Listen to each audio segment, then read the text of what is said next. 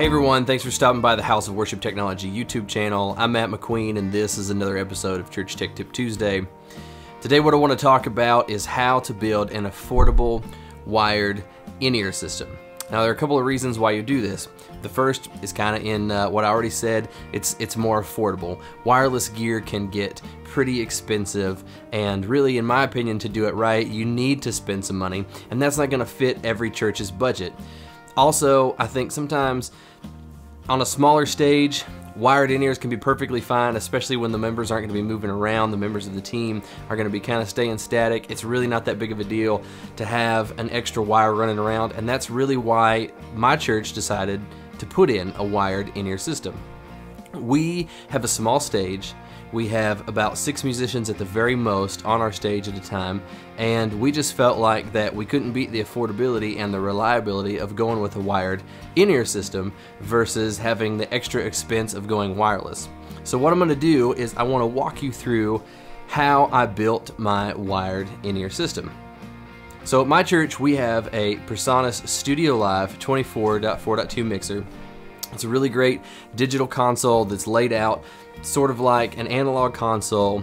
It's not the best digital console you can get, but it's got a lot of features, and it at the time we bought it really fit our need, and to this day, 6 years later, it's still working really well for us. So the first thing you have is the console, and then on the back of the Studio Live you have 10 auxiliary outputs. Now let me just say here, you don't have to have a digital console to do this. Any console with multiple outputs, multiple aux outs, you can get the same result. The nice thing about having a digital console, especially the Studio Live, is we can give all the members of our band either an iPad that we kind of pass around, or people that have iPhones can pull their iPhone out and they can adjust their in-ears from the stage by using the network connection that's connected to the computer and the Studio Live, and so that makes it really nice to be able to kind of get that more me kind of effect, or to be able to dial in the exact mix that you want. So ours comes auxiliary outputs from the Studio Live, but again, this could be any console, any aux outs will work. Then we go from the auxiliary outs to a PreSonus headphone amp. Now the reason that I did this is because we've got about 100 to 125 foot run from the console to the stage pockets that I built into the stage for the in-ears to plug into. And so I wanted to make sure that there was enough volume that the singers were going to be able to get the mix that they wanted at the level that they wanted. And coming just straight out of the aux outputs wasn't really going to do that over such a long cable run, so the headphone amp is kind of the key piece to being able to do this correctly and being able to produce consistent results at a volume that your team is going to want.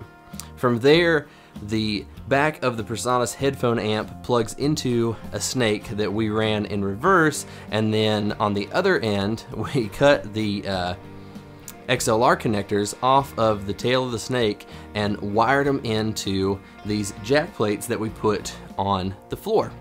The jack plates have locking Neutrik connectors on it, which made it really great to be able to plug a headphone extension cable into them and not have to worry about the cables being pulled out. And then on the other end we have a locking 1/4 inch female connector that the team members can plug their in-ear monitors into and not have to worry about them falling out.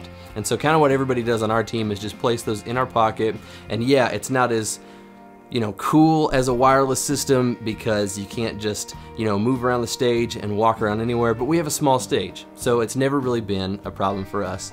All in all, if you've already got a mixer in place and your team has access or has their own in-ears like our team does, this system is going to run you about $300 for the headphone amp, and then depending on where you get your snake and the wiring and the cables and the connectors that you buy, another 150 to 200 bucks. So if you've already got a mixer in place and you've got a wireless connection in your sanctuary, this solution can get you into a wired in-ear system for right around 500 bucks. Now, if you're gonna buy in-ears for your team or things like that, obviously the price is going to go up, but even the bottom of the barrel personal monitoring system where everybody has their own kind of remote control, you're going to spend around $1,500. So this is a great way to save some money, get everybody what they want, get everybody their own mix, and get them onto headphones. So there you go, guys. This is how I built my wired in-ear system for my church. Obviously there are lots of other directions you could go with this. Check out our other video where our worship pastor friend Doug Shea in Lake Jackson, Texas talked about how he integrated Behringer P16s into his church. That's another great solution. Obviously you could also go wireless, which is much more expensive, but this is a great solution for both affordability and reliability, I think, and it's worked well for us for over 6 years at my church. So if you've got questions, leave them in the comments below, and please subscribe to our channel, and if you like it, share it around too. We'll see you next week.